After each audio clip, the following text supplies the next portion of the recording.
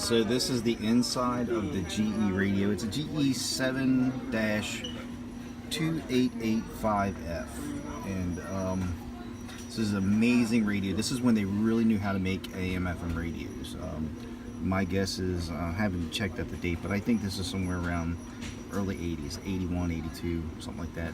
Maybe even a little bit earlier than that. I don't know.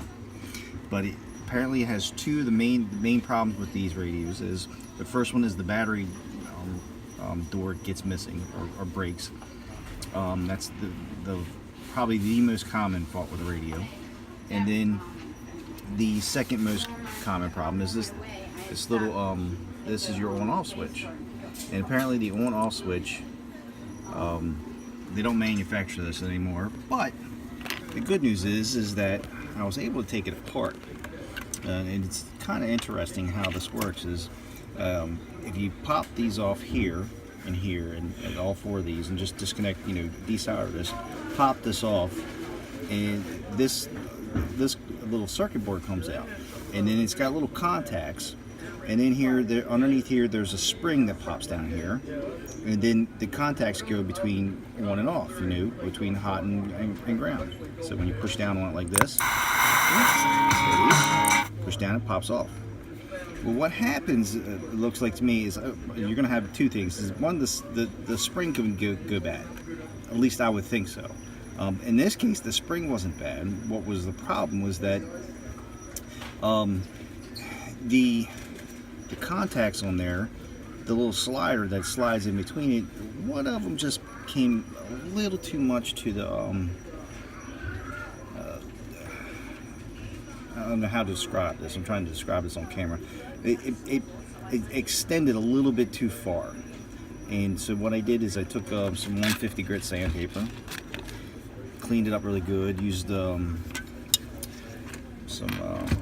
contact cleaner, good stuff, and then cleaned it all out, sprayed it out really good, lubricated it, put it back together, and instead of clamping all four clamps down, I just clamped over two of them. This one here and this one here. Well, no, actually, only one of them. Excuse me. That's right. When I did the second one, the problem persisted. So only putting one on there, and it's fine because there's enough pressure with that one, and this is going to be stationary. This gets actually screwed down in there, and when you put it on there, now it pops out in and out just as it's supposed to. Absolutely fantastic radio. Now, the next video of this, I'll show it all put back together, and I think you'll agree.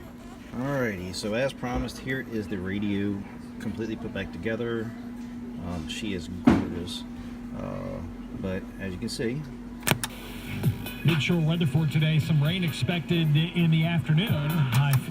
There you go. Light rain, overnight low 40. Now what I did, I got it back together one more time, and this was still sticking.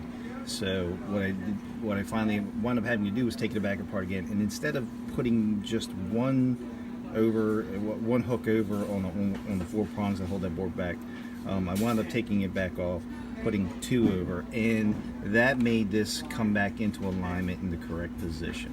So putting two, the caddy corner ones, you have one on the top, one on the bottom, one on the top right, one on the lower left.